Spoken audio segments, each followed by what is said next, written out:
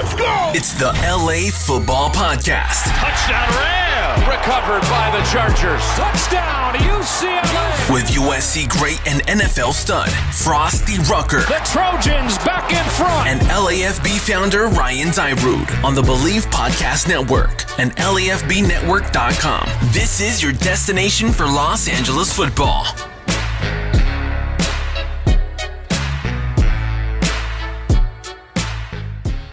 Los Angeles. Good morning, good evening, good afternoon, whenever you are listening, and welcome to the LA Football Podcast here on the Bleav In LA Football Network, also on LAFBnetwork.com, your destination for all your favorite Los Angeles football teams. Got a great show for you today. I am Ryan Dyrud, joined as always by the great one, the best, my friend Frostee Rucker. What's up, man? Yes, that sounds good. I'm good, Ryan. How are you? LA, what up? I'm still celebrating. Got my Lakers shirt on. Still celebrating. Waiting for my championship one to come in the mail. Hashtag. Yeah, I'm good, man. We got a great show. We got a great one. I love it. Yeah. When does celebrating end? Just once the next season, its first tip off? Is that when Draft. Yeah. It goes the draft. Okay, the draft. Fair enough. All the way to the draft. Yeah, that's good. That's good stuff. So, yeah, excited about today's show. We're both, obviously we're always remote now with all this going on, but I'm in a new location visiting family out in Denver. So it's like a little different background back here, a little mahogany, smells of rich books. Have you read any of those books? No, it's all my dad's, so I haven't read one. Okay. If I had a bookcase, it'd have like 4 books on it behind me, and That's probably awesome. like a bunch of like football magazines. Yeah, right. That's what I do. So, thank you all for tuning in, though. Like I said, this is the LA Football Podcast. Make sure to subscribe wherever you listen, Apple Podcasts, Spotify, TuneIn, Stitcher, everywhere you listen, we are. Drop us a rating, subscribe, leave a review. It helps us out, and we certainly appreciate it. Yeah, also on video form, YouTube, Instagram, and Facebook. But let's just get into it today. We got a good show. We got 2 guests joining us to help preview this weekend's games. So we'll do the Bears, Rams first, and then we're going to do the Chargers and Jags right after. So I'll just tease that because these guests were a lot of fun, give us some good insight. So we'll get into that. Of course, the show is brought to you by betonline.ag. Frostee, any bets you've been doing at all recently? No, I actually stepped back from it because the one day I bet for the Lakers, they lost. Right? They're one loss. So then I just never did it again. I never touched it. I'm not that good at it, I guess. It's funny. I'm the same way. I talk sports for a living. I live and breathe sports. When it comes to betting, I don't know if I'm just too much of a homer or what it is, but I'm not a great bettor. Well, I look at it as if I don't have a lot of money to lose, I probably shouldn't be doing it. Like if I can, I don't have any to lose, so I'm not doing it. Exactly. So, but hopefully some of you listeners do have something to lose. And if you do, you should be doing it at betonline.ag. Got all the great prop bets for every NFL week. Obviously, money lines, all your point spreads, everything you need, plus other sports. Plus, they have, random events going on there. You can bet on. I actually bet on a hot dog eating contest during quarantine back in June. So they do all sorts of stuff. So betonline.ag for all your betting needs. Check them out. They got great sign-up bonuses. If you have yet to sign up yet, which if you've been listening to our show, shame on you. So head to betonline.ag. This Rams interview, of course, brought to you by Golden Road, Whose House Blonde Ale. I don't have any with me today because I traveled. I'm in Colorado. I didn't have any room in the car. Drink a Coors Light, buddy. Oh, yeah, I got Coors Light on tap. Of course. You know it. Are you a Coors Light guy or you're a Bud Light guy? I'm a Coors Light guy.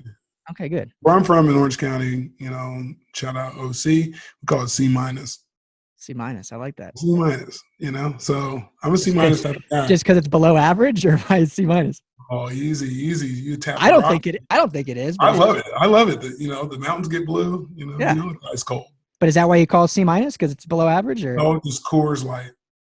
Okay. Plus minus sign. Yeah. Okay, I got it. Because I'm from Denver. I'm, the capital of Coors Light. Keystone Light was my jam in college. Keystone Light. If you're feeling real cheap. Oh.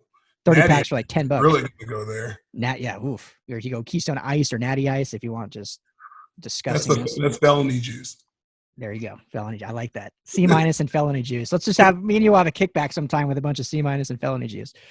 But if you want to be classier, go to Golden Road Brewery. Sponsor the show. Whose House Blonde Ale Charger segment brought to you by Bolt Up Golden Ale. And we had a couple giveaways, so I was able to meet up with some people that listen to the show and give them a couple of packs of those beer, we'll do them continuous. So make sure to follow us on Twitter at LAFB Network. You can follow Frost at the Organic Frost. You can follow me at Ryan Dyer LFB and look for those giveaways. Who doesn't want free beer, and especially great Golden Road beer? So, Frostee, I guess without further ado, let's just get to the interviews, yeah? Let's rock and roll. Okay. Everyone enjoy, and we'll talk to you right after we get done wrapping up these previews. All right, Rams fans, really excited to welcome in our next guest to help us preview the Rams and Bears game. Joey Christopoulos, he hosts the Bleav in Bears podcast as well as Bleav in Betting LA, so does a gamut of stuff for the Bleav Network. Joey, what's going on, man? Ryan, Frostee, thank you so much for having me for round 3, Bears-Rams, right? The trilogy. Let's get it. This is the one. This is the money game. This is the one. The rubber match. Here we go. Well, it's true, too, because, 2 years ago, obviously, the Bears and Vic Fangio are the ones that, exposed the Rams and how they could stop the offense. Last year, the Bears were on a down year, and the Rams kind of just, retaliation, beat up on them. You exposed us. Exactly. And now this year, both teams are coming in. Obviously, the Rams had a tough loss, but both teams are coming in as two good, at least record-wise, clubs. So it should be fun. Yeah, hopefully it's not going to be a field goal fest like I think the previous 2 matchups were, that how it kind of turned out. But, yeah, Bears trending in the right direction. Rams coming off a loss. I definitely think Bears fans, we're not riding high. We're Bears fans. We're never riding too high. We're always going to be picking apart this offense. But I do think that the Rams feel like they might have a little bit more incentive this week than perhaps the Bears, a little bit more to lose. So I hope that we can come out and bring our A game. The Rams coming off that loss, they got to get a little pep in their step, and they got to really have a dominant game and come back, and they got to get back in the win column, because if they're going to be a good team, you don't lose twice in a row. So, that's an old rule of life that I learned in the football game. You don't lose twice in a row, so the good ones have to win. It's almost like a must-win. Yeah, I agree. And they said that last game when the Rams were playing the Niners that Jimmy G, all the criticisms he's gotten, has never lost 2 in a row in his career. So they were able to continue that trend, unfortunately, for Rams fans. But, Joey, let me start with this question. I've talked about this. I've been on other shows and talked about it. Are the Bears the biggest 5-1 fraud team in the NFL? Are they a true 5-1 team? I'm just going to throw it out there right off the bat. He went there. I came through with a whole nother energy. Put some respect on our name, for crying out loud. Now, look, we've been dealing with this, I feel like, since week 2 about are the Bears for real, they're not for real. If you go into the stats, if you dive into the numbers, that obviously it doesn't look very good. The offense is in a state of transition. Nick Foles moving over from Mitch Trubisky. Not that big of a switch, to be honest with you, but still, Nick Foles does certain things that Mitch Trubisky can't do. He plays out of the shotgun a lot more. We go wide sets a lot more. All of a sudden, our running game has kind of disappeared because he's going coming from the shotgun a lot. So now we're kind of incorporating the running game from the passing game. So it's not like the offense all of a sudden is taking a huge step forward. I will say this, though, for a 5-1 team, and I know for modern NFL fans this is going to be hard to hear, but the Bears defense, if they can hold teams under 20 points, and if the Bears offense can get to 20 points, we are going to win the football game. I think that is a key for opponents to look at, and that's a key for Bears to key in on. And the last 2 weeks, this Bears defense has been for real. Yeah, I just really love what Khalil Mack's doing. Frostee, you got 21.5 sacks in your career, man. You've seen it on the tape. And Robert Quinn right now, a lot of people are like, Robert Quinn's not showing up in the box score, but he looked awesome against he looks awesome against Carolina. Frostee, Quinn was on the Rams last year.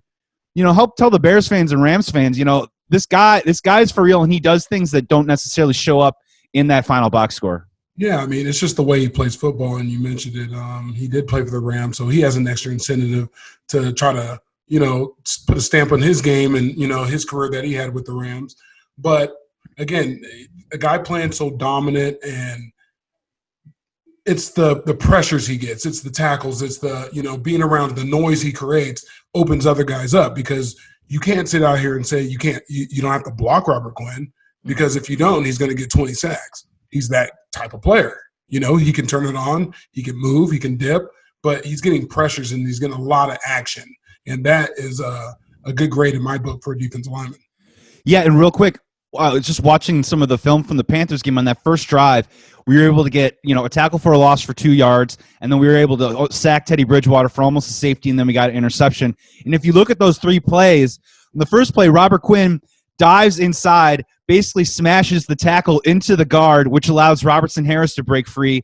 He gets the first tackle with Khalil Mack. The second play, they run the exact same thing again. Robertson Harris twists again. They get the sack. And then on the very next play, Robert Quinn actually gets to the quarterback, hits Teddy Bridgewater, and they get an interception. So I just think that those are the type of plays. And let's be real, we're going to need that play, those types of plays against the Rams this week if we want to have any chance to win. Yeah, because you're definitely getting a charged up Rams defensive front that has a lot to prove because the ball was ran on them. They didn't get a chance to do their pass rush. Just going over Aaron Donald's press conference, he was a little frustrated with that. The last game, the numbers, the points got put on the board. Mm-hmm. There was no passing the ball. The 49ers got real comfortable, could run the ball outside, inside. And they did what they wanted and managed the game, right? So this is going to be a great matchup of two teams that, if you look at it on the outside in, sorry, Ryan, I'm kind of taking a lot of time, but I've studied this one because it's a big game. From the outside looking in, both these teams, you can sit back and say, are they really that good? The Rams have stumbled, but won games. Took the Giants to the wire, but they win the game, right? So, and with the transition and the manageable game, how the Bears have been playing and really filling into that defense, it's a great matchup all across the board. Yeah, no, I love it. It's going to be a lot of fun. And to piggyback off what you guys were just talking about with the pass rush, I think everyone knows that a great pass rusher is only as good as his counter pass rusher. And the Rams know all too well, because if Aaron Donald's triple teamed, they haven't seemed to be able to get that second or third guy they can get after the quarterback. That was the biggest problem against the Niners. And all well, we now have a guy that used to play for the Bears and Leonard Floyd. So a fun matchup there. So I want to ask you this straight up. Is Robert Quinn an upgrade over Leonard Floyd, or do you guys miss Leonard Floyd, what he brings? I know he brings a little more maybe in the running game than he does maybe in pass rush, but we've seen some good sparks from him. We've also seen some stuff where he's kind of doesn't show up for 10 plays or so. Great question. As a Bears fans, we are dancing in the streets. Let's be real. We couldn't wait to get Leonard Floyd out of town. Leonard Floyd, super athletic, amazing for an edge rusher, amazing in the passing game, right? He can do a lot of things sideline to sideline. He will flash every once in a while and get that tackle for loss, but at the end of the day, picking up those sacks, you see Khalil Mack, you watch him as 2-3 guys try and hold him back, and then you look at the other side of the field and Leonard Floyd just can't get home. That was something that was a serious problem last year with this defense. We went out, we had to correct it. We went out and got Robert Quinn, who I think his pass rush win rate last season was among the top 5 in the NFL, and we've been seeing that already. Yeah, he's not playing every single snap, but already the Bears fans can totally see the difference.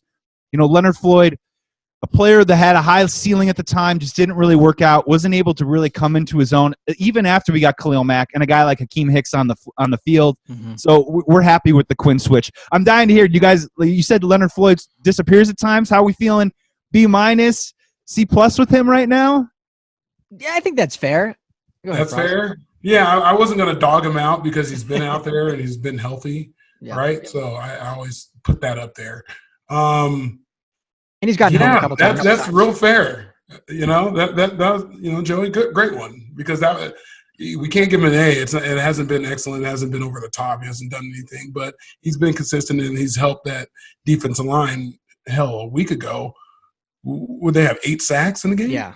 So what I mean. So it's hard to think. I think plugging a guy in certain situations and. Robert Quinn, obviously, he adds attitude and grit to it. He has excellent pass rush moves. He scares the hell out of offensive coordinators and the tackles, right? I don't think anyone's scared of Leonard Floyd. No. He'll have one game where he'll have like 3.5 sacks. It's coming. And out of nowhere, and that hopefully it's this Sunday. Keeps it relevant and keeps it going, but there's not consistency. In football, to me, and on paper and off the paper, it has to be production-based. And like you said, Robert did the first 3 plays of that game is production. It doesn't have to be in the stat sheet for me. Yeah. No, that's how I had a longevity of a career. It's because of production. What else are you doing? Right? You can't just get sacks, right? So what'd you do in the other 50 plays, right? Yeah, and that's what he does bring in the passing game and the rushing game that doesn't show up necessarily in the stat sheets, but leader.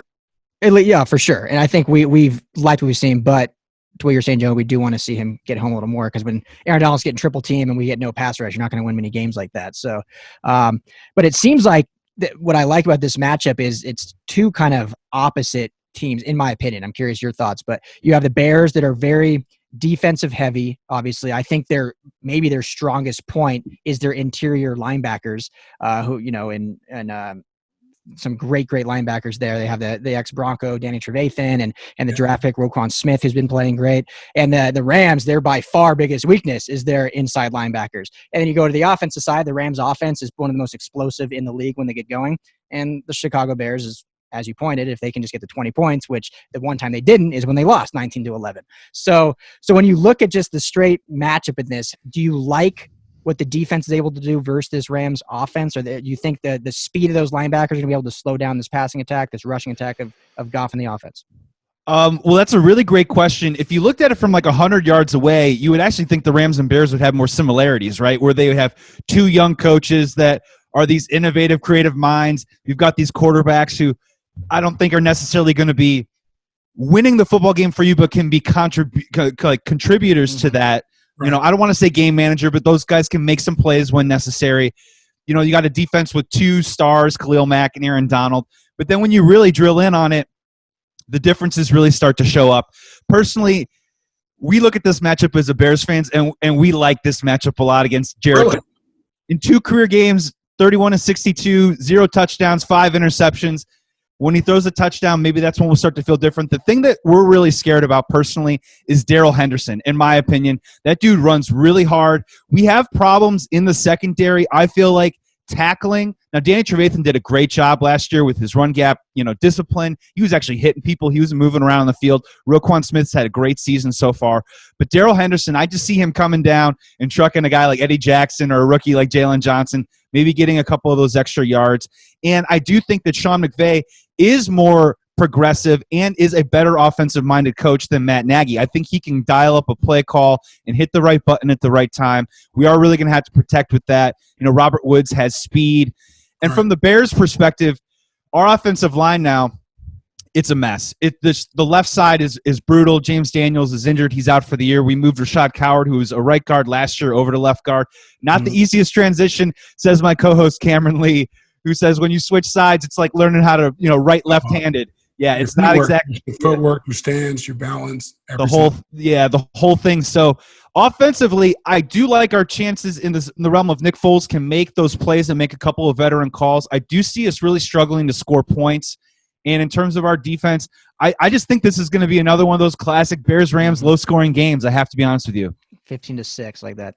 I feel opposite, though. I love the Bears on defense in this matchup, but I just feel like the Rams have something to prove, right? It's always that part. The Rams have something to prove coming off a loss. I feel like they're going to mimic a lot of the plays the 49ers gave them, a lot of jet sweeps and stuff like that, a couple razzle-dazzle reverses, and, being, like you said, Sean McVay, being very creative to find a way to get points on the board, not just yards. We want points, right? And I think it's a challenging game, but I think literally coming off that loss, they can't lose 2 in a row if they're a good team, right? They know that. That's like a staple. So Whitworth is going to have his O-line going, you know what I mean? And you got to call for the savvy vet to, lock this down. And like you said, Henderson's going to run the ball. And the Rams have been playing a lot of 50-50 football, which has got them to this, the record they're at because they actually went back to running the ball. So if the play action opens up and if they can block Robert Quinn, right, who do you double? So you're going to see maybe some 2 tight end sets, chip blocking. This is a good one. I'm pumped with Joey and Ryan. I'm pumped about this. Yeah, I think it's going to be like I'm not saying like black and blue, old school hyperbole football, but it might resemble something fairly similar to what we saw last year. Jared Goff only threw 18 passes last year. To score 19 points, and you guys took care of business. Yeah, you took care of business. Granted, we didn't have a field goal kicker that could attempt a field goal kick from 46 yards, but I digress. Yeah. Who do you blame for that? Coach. That's a deep, deep rabbit hole you're going down with that. Joey. Coaching some other quarterback that we had some other time ago. Long time ago. Yeah. Before we let you go, I want to talk a little bit about Chuck Pagano. We, as the Rams speaking, have Brandon Staley as our defensive coordinator now, Vic Fangio staple, who was in Chicago with Fangio. So Rams defense is going to look very similar to what Chicago did just 2 years ago. how much has Chuck Pagano changed the defense, or if at all, and how do you like what he's doing with your defensive unit? Great question. I'll try and answer it the best I can because this is my first year getting the all-22, Frostee. So I'm a novice here, but I'm trying to like dig in, do the spreadsheets, make the notes. The main key that we've been able to pick out, the difference between the 2018 Bears defense specifically, is that Vic Fangio had this instinctual ability to just dial up the right calls at the right moments. We don't bring as much nickel blitz action, I think, is probably the 2018 team. We also don't, they would talk a lot of times about Nick Fangio would pre-snap. He'd be able to move a guy in the secondary, just 3 yards over a little bit, just give him a different look. All of a sudden you think center field's wide open. Eddie Jackson moves into the spot. Joey, go for it. Please, can I say something? Yeah. And Khalil Mack was the best football player in the world and came in and didn't need training camp or anything, and no one could block him. Yeah, absolutely. No, absolutely true. And to be fair, he's on the injury list every week with a knee thing. He's limited practice, so you're always kind of wondering, is it a maintenance situation? The thing with Pagano is I think he's the guy that just trusts the veterans, makes out the lineup, and then goes out and just lets them play. I do like that they've been able to, at times, bring Roquan Smith on a blitz. I do like that they have brought Buster Screen a couple of times, but it's just not a blitz-heavy unit, in my opinion. They kind of just let Hakeem Hicks do his thing in the middle, let Khalil Mack come from the outside. You will see a couple of twists here and there with Robert Quinn, like I mentioned earlier. But for the most part, Pagano is just a guy that is seen and not heard from. It's really about the defense moving forward, and that's just the main difference. Vic Fangio was Vic Fangio's defense. Mm-hmm. This is just the Chicago Bears defense this year. Okay. Yeah, that's cool. Yeah, they played great so far. So playing well with him, and it's still, because I just haven't watched a ton of Bears football, but it's still a similar look as in 3-4 base, though, correct? Yeah, absolutely.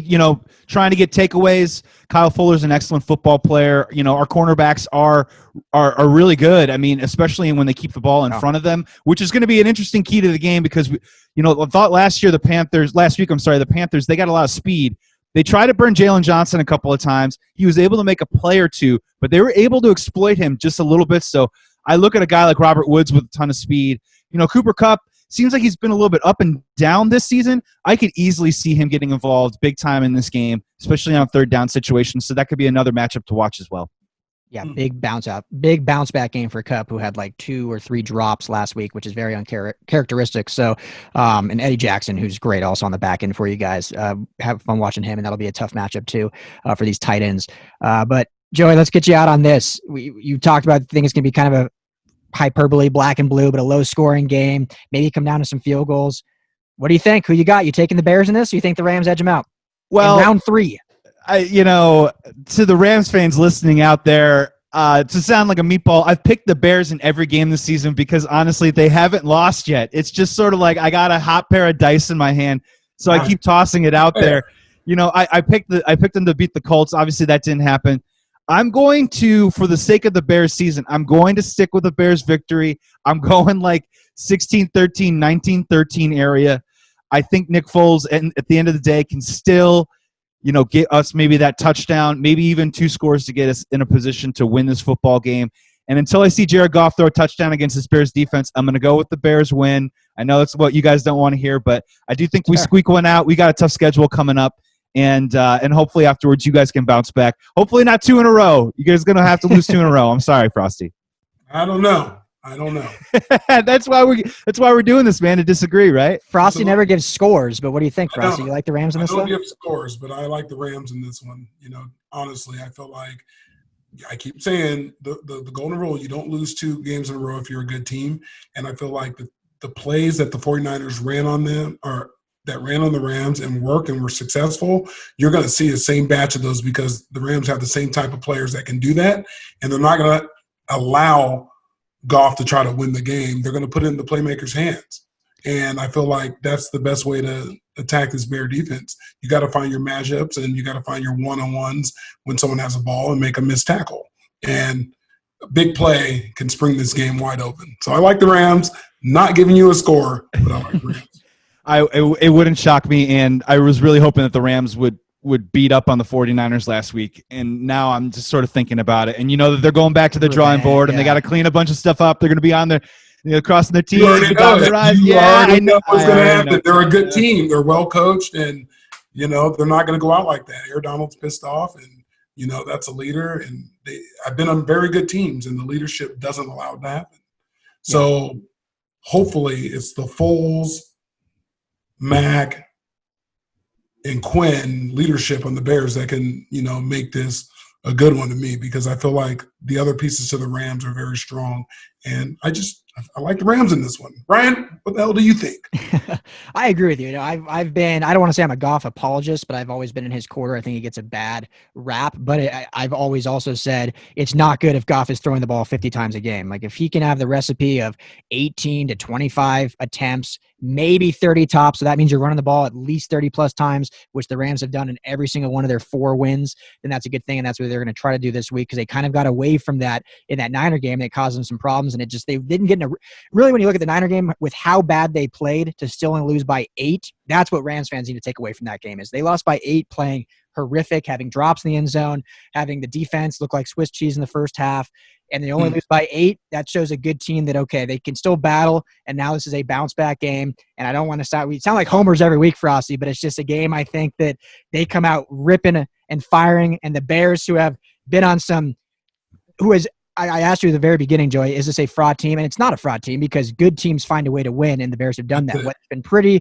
whether they have the playmakers on offense to continue the sustainability, but they win, and good teams find a way to win, and the Bears have done that. So they are a good team. I just think the Rams are a better team, and they'll win this week. And if I may, real quick, in terms of that homer feeling, I would implore you, don't feel like that, because the funnest part about doing this analysis, this podcasting game, is you're just trying to wrap your head around how they're going to win. You rarely wrap your head around how are they going to lose this week. Yeah. That's a defeatist mentality. You're always trying to wrap your head around what are the scenarios and matchups that are going to give your team the best chance to win every single week.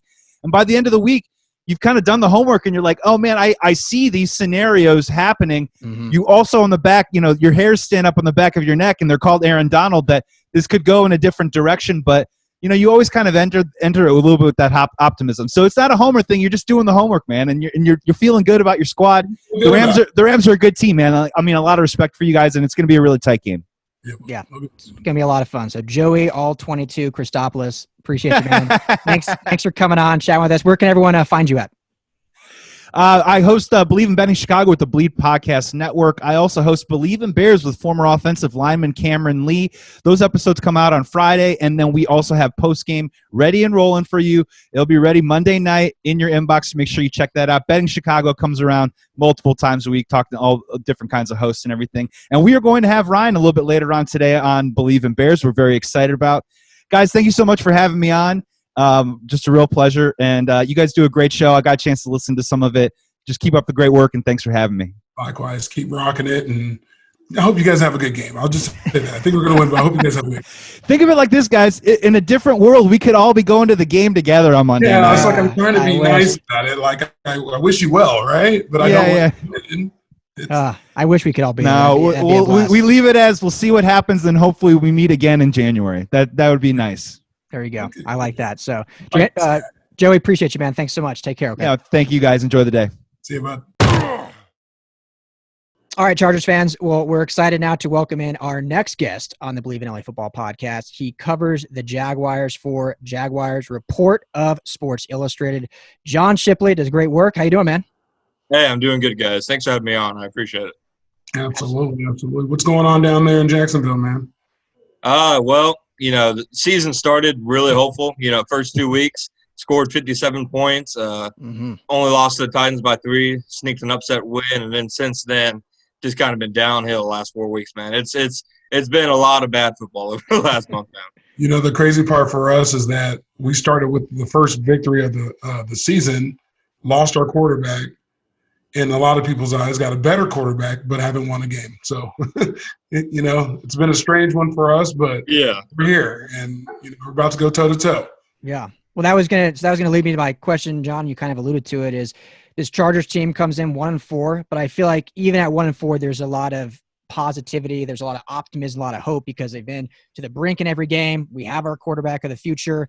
We've played well for 3 quarters and just kind of fall apart in the fourth to lose games. Jacksonville, on the other hand, is it feeling any positivity you kind of alluded to, or is it basically this is a full rebuild? Let's just get to next year? No, the Jaguars, they have a lot of encouraging individual performances, especially from young players this season. They have a core to build around. The real issue is that, when you're the youngest roster in the NFL and you kind of have a patchwork roster and you have the general manager admitting before the season that he had to clean up the cap this season, you're going to, struggle to win games week in and week out. And, the Jaguars last year, their big thing was they would start slow, but they'd fight back into the game. This year, they're just starting slow. They're not getting back into it. They lead the league in time trailing this year. So there's been some positives in young guys like James Robinson, Laviska Shenault, but overall, it's been a tough go.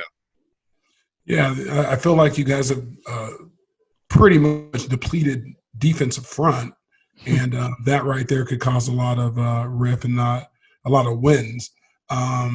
Other than that, yeah, you got Miles Jack out there. He's still fighting hard. You got guys that are playing well. They're just not winning the ball games, Yeah. But when we stack them up against our Chargers, it looks like what Ryan alluded to. It's kind of like a rebuild for you guys, waiting for a draft pick maybe. It may be a quarterback maybe. On the lines of that, while the Chargers sit here with a quarterback of their future but can't quite get over the hump to get a win. Ryan, do you think this may be the week the Chargers win? Yeah, I mean, I don't want to bash our guest here, but yeah, I think the Chargers. No, I'm not bashing at all. No, I know you're not. I just believe me. I think it's the week the Chargers get a win, so you're not bashing anybody. Yeah, I think this Chargers team is just playing really well and just haven't got over the hump like you alluded to, Frostee. But I think this is a good week for them to do that, coming off a bye, getting bodies back that, Frost, we've talked about a lot about, hopefully Melvin Ingram's back in this game. Justin Jackson's more healthy. So getting these guys back, Casey Hayward should be healthier. Joey Bosa had more time to heal up, and coming against a kind of Jacksonville team that started off hot, like you said, John, and then really has kind of got the doors blown off these last couple of weeks. Let me stick with the quarterback, though, John. Just today, it was either today or last night, Coach Marone said he would be, maybe open's not the right word, but he wouldn't rule out benching Gardner Minshew. Is that coach's talk, or is there an actual chance we would see Mike Glennon? Yeah, no, I saw the headline, of course, and the stuff on Twitter. How that conversation really went after the game was Marone was asked if he had considered sitting Minshew and letting him see the game from the sidelines, much like he did last year. Mm-hmm. And Marone has said, no, I hadn't considered that. So while it reads as, I didn't consider benching Minshew, it's not exactly what he had said. Mm-hmm. And at this point, the Jaguars' backup for Minshew is Mike Glennon. So it's not like last year where they actually had an interesting backup in Minshew to take over for the starter, to where you can make an argument that the backup gives you a better shot. Mike Glennon, I thought, was their worst quarterback in training camp this year. So I can't imagine the team would be willing, at least right now, to put Mike Glennon in there. Minshew has definitely been struggling over the last month. He needs to play better, but I don't think it's to the point where benching for Mike Glennon is in the cards, at least not right now. John, do you feel like Minshew is the answer for that Jaguars ball club, or they will be looking for a draft or another free agent to come in to battle or take over? Yeah, for sure. Well, for us, I feel like, you probably know as well as anybody, the NFL, it's all about results and, getting wins. So a guy can, put up as many volume stats as he wants. But at the end of the day, say the Jaguars are picking third overall and they only won 2 games. It's hard to, really make the case that he's a franchise quarterback, no matter how much the team is struggling around him. I've always been of the belief that franchise quarterbacks, they find a way to make it happen, or at the very least, they give you some promise moving forward. Justin Herbert's a great example. The Chargers are 1-4, but I feel like, there's been nothing but positive and hope from him. And I feel like, if Minshew doesn't do that over the next 10 games and they're picking high enough for a guy like Trevor Lawrence or Justin Fields, I think you have to move on. Me personally, I think he's a fine NFL quarterback. I think he's way better than where he was drafted. Mm-hmm. Franchise quarterback right now, I don't think so. I think he's limited tools-wise, especially compared to a guy like Herbert. Yeah, I loved watching him at Washington State, and I love the fact that he's been able to get a starting opportunity. But I agree with you. It just seems like the tools maybe aren't there unless they have a great supporting cast around him, which right now they don't have. And that's a good point, honestly. I mean, I think if you put Minshew as a starting quarterback on a different team, say, put Minshew with a team, the Cleveland Browns. Yeah, the Rams, the Cleveland Browns, for example, he probably looks a good bit better than he does right now. But it just doesn't look like he's the guy that can carry a team. Yeah, Yeah, and if they have that opportunity to take one of those top flight guys, you would think they'd go that way. So, when Frost and I preview these games, we like to look at, key matchups to look for. And one guy I have circled, I loved watching him in college. I'm originally from Denver, so I watched him a lot. You mentioned him earlier, Laviska Shenault. I thought he was one of the top prospects coming into the league. Went a little farther than I thought he would have gone and landed in Jacksonville. So what does he bring to your offense? Jay Gruden now down there as the OC, and what should Chargers fans expect, I guess, to see from him as this defense tries to shut him down? Yeah, no, Laviska Shenault, he's definitely an exciting guy. I was just like you. I liked him a lot coming out of Colorado. I actually think the Jaguars can use him more than they've been using him. Right now his average depth of target is below 6 yards. He's getting a lot of, screen passes, a lot of passes out of the backfield, a lot of curls. He hasn't really caught one deep long ball yet this season, but the Jaguars have kind of used him as their physical first down chain mover. He plays in the backfield as the running back. He plays as the wildcat. He plays on the outside and in the slot. Just like he's done everything for them except catch a deep ball for them this year. So he's a guy that they use all over the place. But I actually think they could be getting him the ball more than they are. Yeah, he's fun to watch. And they at Colorado, that was kind of his almost knock in a sense, as he was such a Swiss Army knife. No one really knew where he'd really play in the NFL, and they kind of continued that in Jacksonville, and he's obviously capitalized on some things. The running back, James Robinson, another guy that's been a bright spot. You guys, release Leonard Fournette, excuse me. And was that a shock? Let me ask you that first. Was that a shock about letting him go, or was it just, more right on the wall after their big, losses earlier with, Njoku or Ndakwe, excuse me, and Calais Campbell, or was it a pretty clear that, hey, they like this kid, James Robinson, in camp, and they're ready just to move on and get these, I don't want to call them head cases, but these big head guys out of the locker room? Yeah, no, I think it was strictly a decision that the Jaguars knew Leonard Fournette, one way or another, wasn't going to be with the team past 2020. They declined his fifth-year option. He was in the last year of his contract. They had already floated him in trade talks a few different times. So he wasn't coming back the next year. So I think that they saw James Robinson really excel in training camp, and they thought it's better for us to see what we have in him this year than, to run Leonard up the middle 200 times again to get, probably the same results we've been getting when they know they had no interest in keeping him. So I think they saw James Robinson as a potential answer for the future. And I'm not sure if they really expected James Robinson to play better than Fournette early on, but I think, Robinson, he could obviously, play better. His numbers aren't fantastic, but I think he's done a lot of things for their offense that maybe Fournette, for as talented and physically gifted as he is, didn't offer them. He has great vision and instincts. So I think they really made the move because they believed in Robinson. And right now, I think that's one of the few gambles that's kind of paid off. Yeah. What can you tell us about Doug Marrone and his job security? I guess we're only 6 weeks in, so it's still a young season. But I feel like maybe nationally it just hasn't been reported, but I haven't heard his name pop up a lot. You hear the obvious ones, and Adam Gase, and obviously we saw Bill O'Brien get fired already, but haven't really heard a lot about Doug Marrone, even though they're a one-win team. Is he that you think, in your opinion, is he the future guy? Or are they searching for a new coach next year too to pair with a new quarterback potentially? No, that's honestly a really good point. You don't hear his name nationally, and I kind of feel like it's because people nationally just get the sense of he's going to get fired one way or another once the season's over. So why even bother talking about it? I actually do think Marrone is a solid coach who's kind of been dealt a rough hand at times in terms of the roster he's been given. But at the same time, like we said, it's all about results and wins and losses, and he has a losing record as coach right now. I don't think he's going to survive another losing season. Shad Khan is probably one of the most patient, if not the most patient owners in the league, but I don't think he's even patient enough for 3 straight double-digit losses season. With that said, Khan, I do think if he makes any move in the season, it'll be the last couple weeks of the year, before Christmas. When he fired Gus Bradley, he waited until week 14, and they were 2-12 at that point. And he even said a couple weeks ago that, the Jaguars, they started 3-1 in 2018, ended 5-11. And then he said a couple weeks ago when asked about, when they were 1-4, he said he wants to see how they do over the marathon because he can be tricked by early season success or failures, if that makes sense. Yeah. No, totally. I mean, if that's his strategy, I think everyone is paying attention to his strategy because sooner or later it has to pay off. And you got to build a better roster, and letting those guys go that you guys mentioned earlier, especially Calais Campbell, to me was the biggest question mark that and this is rough to say, but that's one of the biggest question marks that franchise has had in a very long time. How the heck do you guys let Calais Campbell go? Yeah, no, and that's saying something considering, some of the moves that they've made. And, right now, they only have 5 sacks as a team right now. Calais Campbell and Yannick Ngakoue, they have 9 sacks combined. Ngakoue has as many sacks this year as the Jaguars do as a team. Mm-hmm. And I think right now they're reaping what they really sowed in those personnel decisions. Ngakoue, they had to move on from because he didn't want to play for him anymore.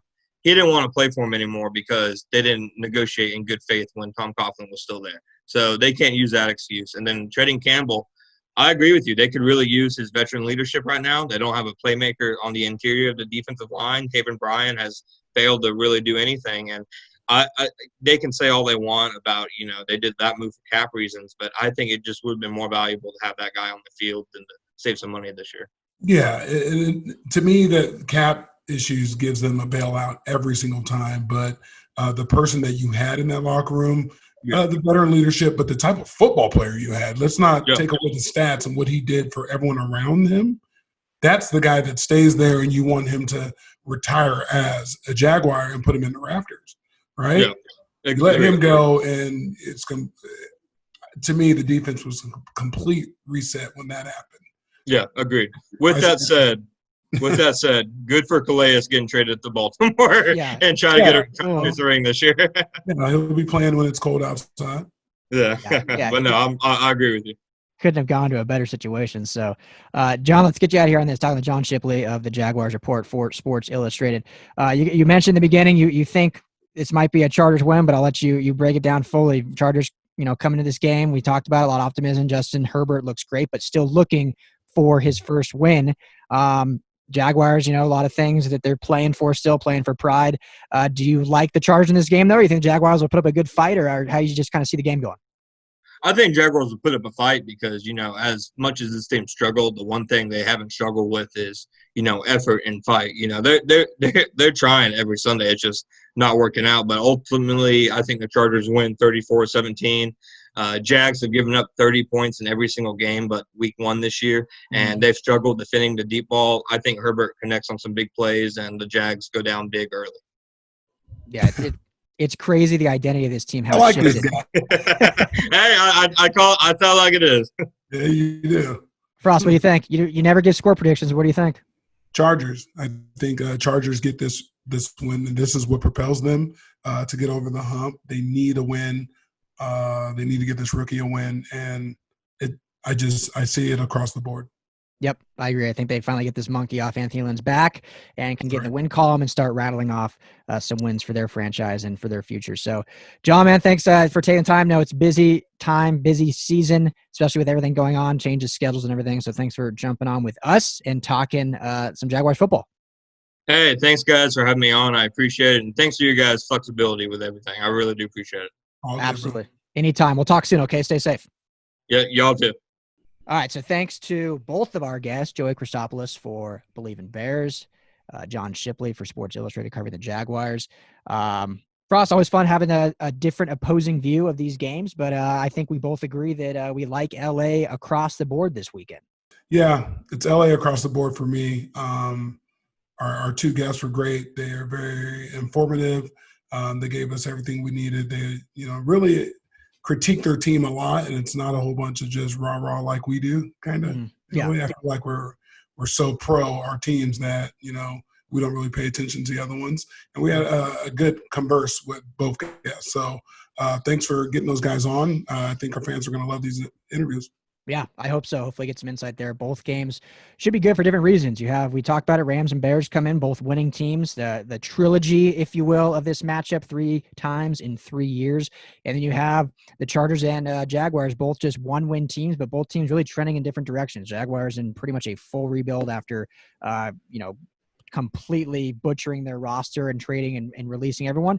And the Chargers, who with some guys coming back from injury, could be a very, very scary and good football team, even though it 1 win. So I like them a lot, and I think we'll see some good things coming for this Chargers team. And I think the Rams, like we talked about in the interview, are going to bounce back, and they're not going to lose that second one in a row because, as Frostee said, that is the most important thing in this league is not losing.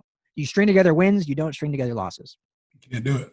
So, well, good stuff. Should be a fun weekend. Hope everyone enjoyed the show. Hope you enjoy these games. We get back on track with both wins. Frost, where can everyone find you at? You can find me at The Organic Frost on social media, and you can email me at frosteepodcast@yahoo.com. I'm getting good at that. There you go. You got it down. It's like you memorize it now. It's good. You don't have to read it anymore. Yeah. You can find me at Ryan Dyrud, LAFB on Twitter. You can also email us at podcast@lafbnetwork.com. Make sure to subscribe to the show, Apple Podcasts. If you're there, leave us a rating, leave us a review. Helps us out. We appreciate it. We'd love to talk to you guys, though. So subscribe, hit us up, chat. Let's talk LA football, and let's keep this thing rolling and get back in the win column. Frostee, thanks, man. Great talking as always. Yeah, always, man. LA, check in soon.